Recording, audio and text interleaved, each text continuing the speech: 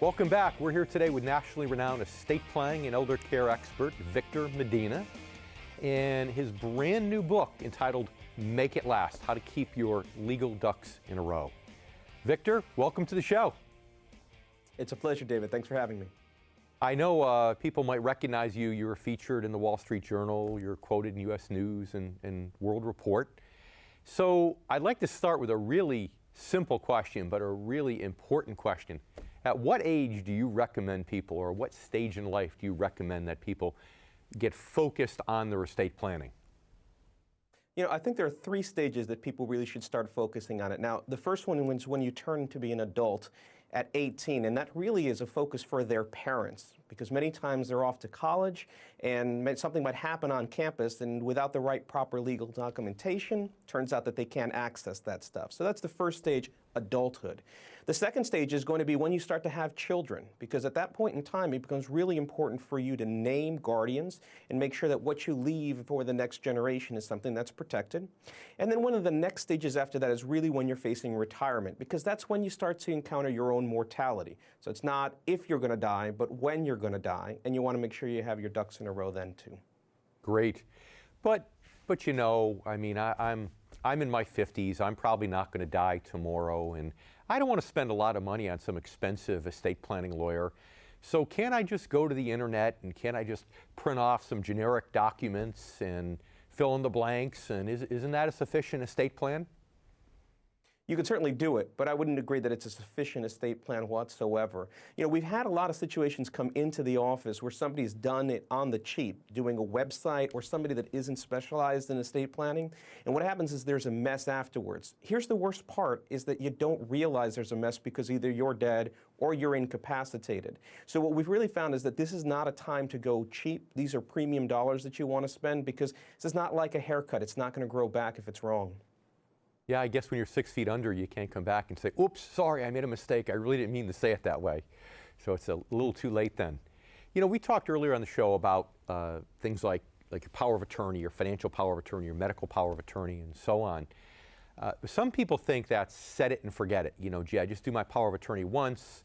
I say I want Victor Medina to manage my financial affairs when I'm incapacitated, and I'm all set. That's not the whole truth, though, is it?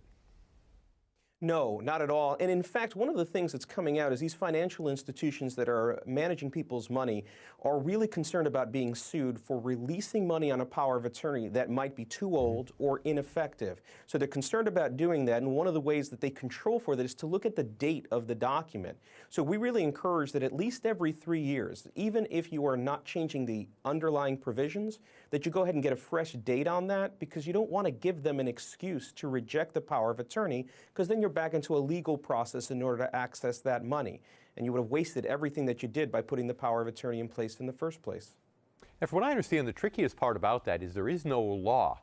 The government hasn't come out and said, okay, you can accept these if they're 5 years or less, but not if they're 5 years or more. So it's really up to the interpretation of each individual financial institution. Is that correct? That is correct, and I've seen the widest spectrum of application of this. You know, we have some places that will go 10 years or longer, and they don't care about the length of the power of attorney, the date on it. And then we have these other places that are looking at 90 days or less, which as an internal policy is ridiculous to comply with. So we just want to make sure that we're not going to have a failure at the critical point when we need that document. So your recommendation is every 3 years. You think that keeps you safe in most cases? I think that's a good place to start. One of the things that you may want to do, and we make this recommendation for our own clients, is that even with the powers of attorney that we draft, we actually recommend that you field test these documents. Now, what I mean by that is actually present them to the financial institution and propose a hypothetical. And you say, listen, if I'm incapacitated, would you honor this document? And have them pre-review what's going on. So you don't want it to fail not only for date, but you also don't want it to fail for a lack of provisions on there. Because as you suggested, David, there is no standard. There's no way to determine that it is absolutely going to be accepted when you need it. Now, this same philosophy applies to medical decision-making, medical powers of attorney also, does it not? It does apply, and here you've got a little better backing because there are, in each state, there's a set of accepted forms for the healthcare directive, and it could be in the form of the living will, what you want to have happen if you become incapacitated, or who you name as being the person in charge. And so one of the things that we recommend is that you go and grab that state form wherever you reside and use that one because that's the one that's been accepted under law. Now there's an additional recommendation for people that have two different residencies. Like my parents, they live in Florida and they live in New York. So when we did the estate plan for them, we made sure that they had Florida healthcare documents and they had New York healthcare documents because we didn't know where they were going to be when they got sick. Good advice, very good advice. So that is state specific, gotcha. Talk a little bit, if you don't mind, about administrative costs. You know, we discussed earlier in the show how probate costs vary from state to state. Some states are very probate friendly with low costs, others are more expensive. But how about other administrative costs that our viewers need to be aware of and look out for? Sure.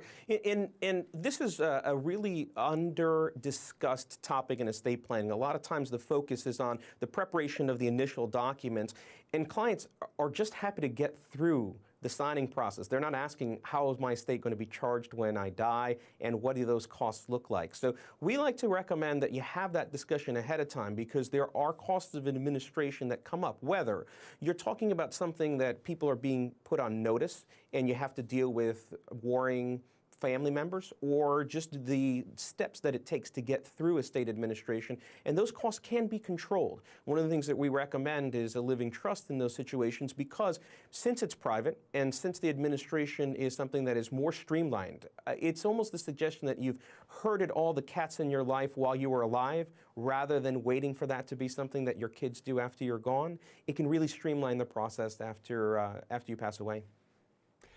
We need to take a quick break, and when we come back, we're going to talk more with Victor Medina about his book, Make It Last, How to Keep Your Legal Ducks in a Row. And one of the things I love the best about his book is, very much like my book coming out in September, talks about how to interview a financial advisor, what questions to ask.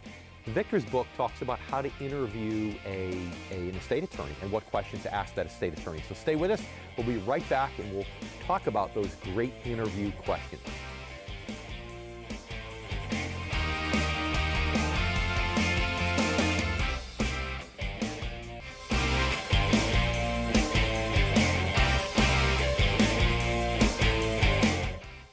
We're here today with Victor Medina, nationally renowned estate planning and elder care expert and author of the book, Make It Last.